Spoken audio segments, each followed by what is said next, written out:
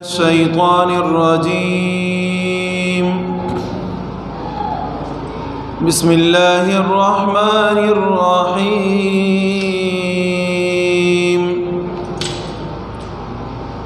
ألف لام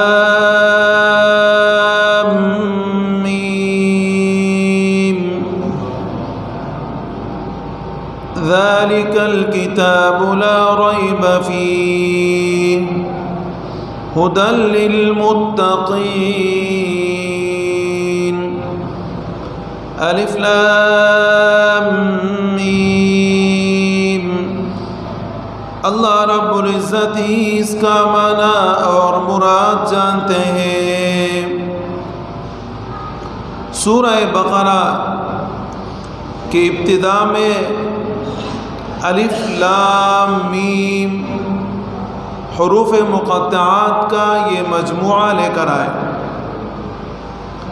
الف لام میم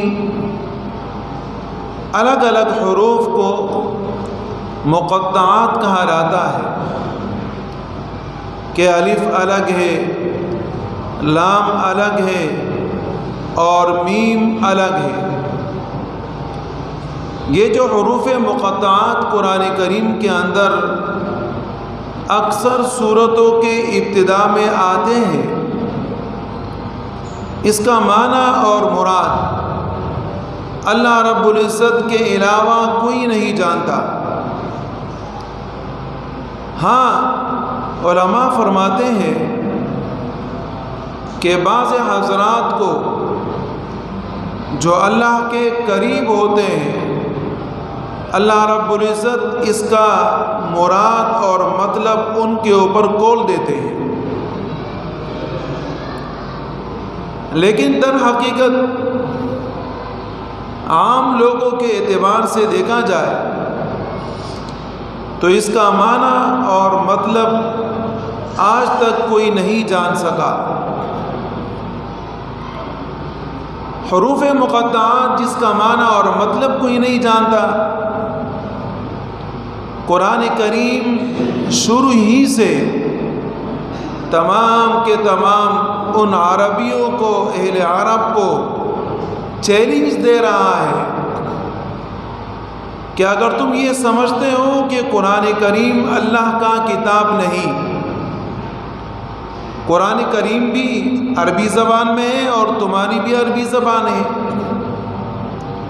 اور ہم نے قرآن کریم کو جو عربی زبان میں نازل فرمایا تو یہ بھی اسی طرح آپ کے زبان کے حروف سے ہم نے بنایا اور نازل فرمایا. تو آپ میں اگر طاقت ہے، استطاعت ہے، تو آپ بھی قرآن کریم کی طرح کوئی کتاب بنا کر لے کر آؤ کہ ہم سمجھ جائیں گے کہ واقعی یہ اللہ کا کتاب نہیں، یہ انسانوں کا کتاب ہے. تو قاف، نون، طاسین، میم، طاسین، اس طرح کے حروف سورتوں کی ابتدا میں لا کر دنیا کو عاجز کرنا ہے کہ آپ قرآن کریم کو مانیں اور یہ سمجھے کہ یہ اللہ کا کتاب ہے. اگر آپ سمجھتے ہو کہ اللہ کی کتاب نہیں تو آپ اسی طرح کے کتاب بنا کر لے کر آؤ. ظاہر ہے کہ کوئی قرآن کریم کی طرح کتاب بنا نہیں سکتا. اسی کی انسان کا کلام نہیں ہے، یہ اللہ رب العزت کا کلام ہے. اسی طرح حروف مقطعات میں اللہ رب العزت ہمیں یہ بات بتانا چاہتے ہیں کہ قرآن کریم اسرار اور رموز اور باریکی باریکی نقطوں کے اوپر مشتمل ہے، اور قرآن کریم کا سمجھنا وہ انسان کے بس کی بات نہیں ہے. اللہ رب العزت انسان کو سمجھاتے ہیں تو انسان سمجھ جاتا ہے. اسی کہا جاتا ہے کہ ہر لفظ کا ایک ظاہری معنی ہوتا ہے اور اسی طریقے سے ہر لفظ کا ایک باطنی پوشیدہ معنی ہوتا ہے۔ ظاہری معنی لفظ سے خود بخود سمجھ میں آ جاتا ہے، لیکن اس لفظ کا پوشیدہ معنی، اس سے باخبر ہونا یہ ہر کسی کی بس کی بات نہیں ہے۔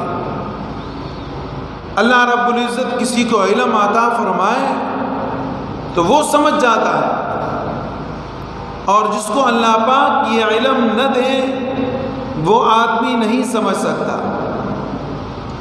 البتہ جو پوشیدہ معنی ہے وہ ظاہری الفاظ، جیسے کہ ذالک الکتاب ہے، الف لام میم ہے، اور اسی طریقے سے ھدی للمتقین ہے، اس ظاہری الفاظ سے پوشیدہ معنی مخالف نہیں ہوتا، بلکہ وہ اس ظاہری الفاظ کے موافق ہوا کرتا ہے۔ قرآن کریم اللہ رب العزت نے شروع فرمایا الف لام میم سے۔ فرمایا جاتا ہے کہ مدینہ منورہ میں سب سے پہلے جو سورت نازل ہوئی، مکمل سورت، وہ سورہ بقرہ ہے۔ نبی اکرم صلی اللہ علیہ وسلم جب مدینہ منورہ گئے اور جو پوری سورت نازل ہوئی وہ سورہ بقرہ ہے۔ ہاں، سورہ بقرہ میں ایک آیت وَاتَّقُوا يَوْمًا تُرْجَعُونَ فِيهِ إِلَى اللَّهِ، یہ آیت مینا میں نازل ہوئی۔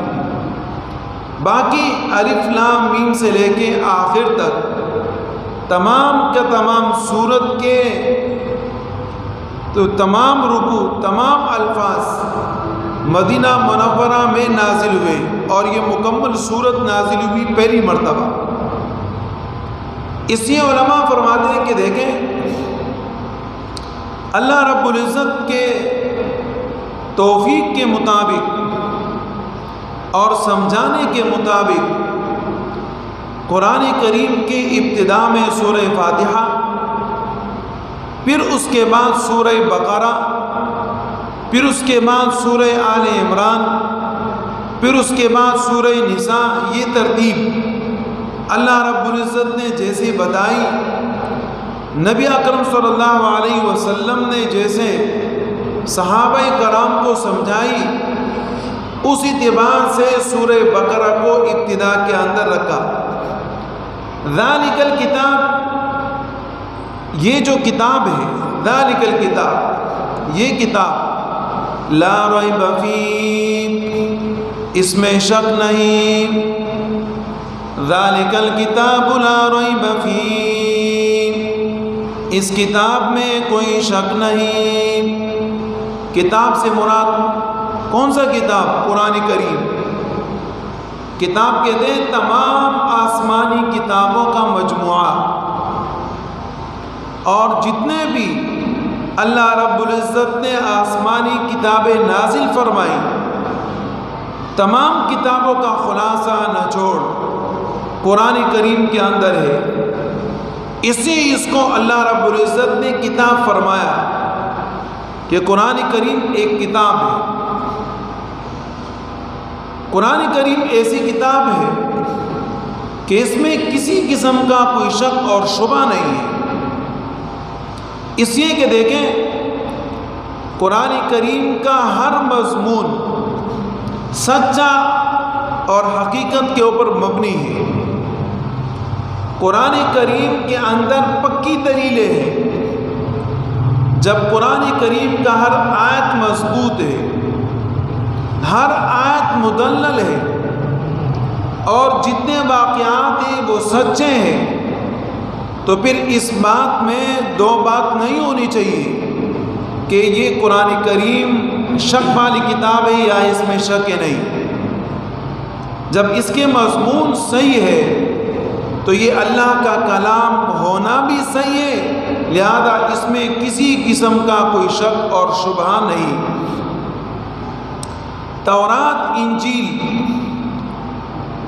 آسمانی کتابیں ہیں، اللہ نے نازل فرمائی، لیکن اس میں لوگوں نے ابتدا کے اندر ہی ایسے باتیں شامل کر دی تھی کہ ابتدا سے ہی اس کو شک کی نظر سے دیکھا جانے لگا. جیسے کہ تورات اور انجیل کے اندر انہوں نے یہ باتیں شامل کی کہ حضرت عیسیٰ علیہ السلام نعوذ باللہ خدا ہے. اب کون اس بات کو مانے گا کہ عیسیٰ علیہ السلام خدا ہے؟ اس بنا پر ابتدا ہی سے اس کتاب کو شک کی نظر سے دیکھا جانے لگا. اسی طرح ان کتابوں کے اندر یہ ہے کہ ایک خدا نہیں، نعوذ باللہ 3 خدا ہیں. اب ظاہر ہے کہ یہ بات عقل میں آنے والی نہیں ہے، اس لیے اس کتاب کے اندر ابتدا ہی سے شک ہونے لگا. اسی طرح ان کتابوں کے اندر یہ ہے کہ انبیاء علیہ السلام بت پرستی کیا کرتے تھے. اب کون اس کو ماننے کے لیے تیار ہے؟ انبیاء علیہ السلام جو آئے دنیا میں وہ میرے اور آپ کو بت پرستی سے نکالنے کے لیے آئے، اور انہوں نے اس بات کو شامل کیا کہ انبیاء علیہ السلام بت پرستی کیا کرتے تھے. اب ان باتوں کی وجہ سے ان کتابوں کو شک کی نظر سے دیکھا جانے لگا. اسی طرح ان کی کتابوں کے اندر اپنی طرف سے انہوں نے یہ بھی شامل کیا کہ حضرت لوط علیہ السلام اپنے بیٹیوں کے ساتھ نعوذ باللہ زنا کیا کرتے تھے. اب کون سا عقل مند آدمی اس بات کو مان سکتا ہے؟ تو انبیاء علیہ السلام کو بدنام کرنے کے لیے انہوں نے عجیب عجیب قسم کے باتیں تورات اور انجیل کے اندر داخل کیے، جس کی بنا پر ان کے مضمون کی وجہ سے اس کتاب کے اوپر شک ہونے لگا اور شبہات سے وہ کتاب بھر گیا. لیکن قرآن کریم وہ کتاب ہے کہ اس کے تمام مضامین سچے ہیں اور یقینی ہیں. اس لیے اللہ رب العزت کے کلام ہونے میں بھی کوئی شک نہیں ہے. قریب ہی ہمارے دور کے ایک بڑے مفکر گزرے ہندو، انہوں نے لکھا ہے اپنی کتاب کے اندر کہ نبی اکرم صلی اللہ علیہ وسلم وہ شخصیت تھے کہ انہوں نے بت پرستی کا کمر توڑ دیا، اور انہوں نے لوگوں کو یہ بتا دیا کہ وہ چیز جو غائب ہوتا ہے وہ خدا نہیں ہو سکتا. وہ چیز جو آج ہے اور کل نہیں ہے وہ خدا نہیں ہو سکتا. وہ چیز جو ہمیشہ نہیں رہ سکتا وہ خدا نہیں بن سکتا. تو اس پیغمبر نے بت پرستی کا کمر توڑ دیا، اور تمام کے تمام لوگ اس بات کو دیکھ کر حیران ہیں کہ عرب کی وہ سرزمین جو جہالت کا مرکز اور منبع تھا، لیکن نبی اکرم صلی اللہ علیہ وسلم نے جب توحید کا ڈنکا بجایا تو چند ہی عرصے کے اندر پورا عرب بت پرستی سے خالی ہوا اور توحید وہاں قائم ہوا اور شرکیات ختم ہو گئے. یہاں تک کہ اللہ رب العزت کی طرف سے ارشاد ہونے لگا، یا ایھا الذین آمنوا انما المشرکون نجس فلا يقربوا المسجد الحرام بعد عامهم هذا. اے مشرکین، اے منافقین، اے مجوسیوں، اے خدا کو نہ ماننے والے، یا ایک خدا کے بجائے 3 خدا کو ماننے والے، اے کافرو تمہارا جسم نجس ہے، تم گندے ہو، تمہارے اندر پاکی نہیں، تمہارے اندر پاکیزگی نہیں، لہذا حرم کے اندر داخل نہ ہونا۔ اعلان ہو گیا، نبی علیہ السلام کی محنت رنگ لے کر آئے۔ اسی اللہ رب العزت فرماتے ہیں ذالک الکتاب لا ریب فیہ، اس کتاب کے اندر کوئی شک نہیں۔ قرآن کریم آپ کے سامنے رکھا ہوتا ہے، ظاہر ہے کہ آپ قرآن کریم کے قریب ہوتے ہیں، قرآن کریم آپ کے قریب ہوتا ہے، تو قریب کے لیے عربی زبان کے اندر جو لفظ لانا چاہیے وہ ھذا لانا چاہیے تھا، ھذا الکتاب لا ریب فیہ، اس کتاب میں کوئی شک نہیں، ھذا لانا چاہیے تھا، لیکن اللہ رب العزت نے ذالک لایا، ذالک الکتاب لا ریب فیہ، اس کتاب میں شک نہیں، ہونا ہی نہیں چاہیے تھا، اس کتاب میں کوئی شک نہیں، یعنی دور والا لفظ جس سے دور کی طرف اشارہ کیا جاتا ہے وہ لفظ لے کر آیا، اس بات کے بتانے کے لیے کہ قرآن کریم کے ایسے اسرار ہیں اور قرآن کریم کے اندر ایسے مضامین ہیں اور قرآن کریم کے ایسے مطالب ہیں، قرآن کریم کے ایسے معانی ہیں کہ ہر آدمی اس کو نہیں سمجھ سکتا، لہذا اس میں بڑا کوشش کرنا پڑتا ہے، بڑے دور سے اس کو جانچنا پڑتا ہے، تب جا کر اللہ رب العزت اس انسان کو سمجھ عطا فرماتے ہیں۔ اس لیے ذالک کا لفظ لے کر آئے، ذالک الکتاب، اس کتاب میں لا ریب فیہ، کوئی شک نہیں، ھدی للمتقین، ہدایت ہے پرہیزگاروں کے واسطے۔ لا ریب فیہ کا جواب ھدی للمتقین، کہ اس میں شک نہیں، شک نہیں تو کیا ہے؟ شک نہیں تو یہ ہے کہ یہ متقین پرہیزگاروں کے لیے ہدایت ہے، اور یہ ہدایت انسان کے تقویٰ کے اعتبار سے ہے، جیسے آپ کا تقویٰ ہوگا اسی اعتبار سے اللہ پاک آپ کو ہدایت نصیب فرمائیں گے۔ اللہ رب العزت ہم سب کو عمل کی توفیق عطا فرمائے۔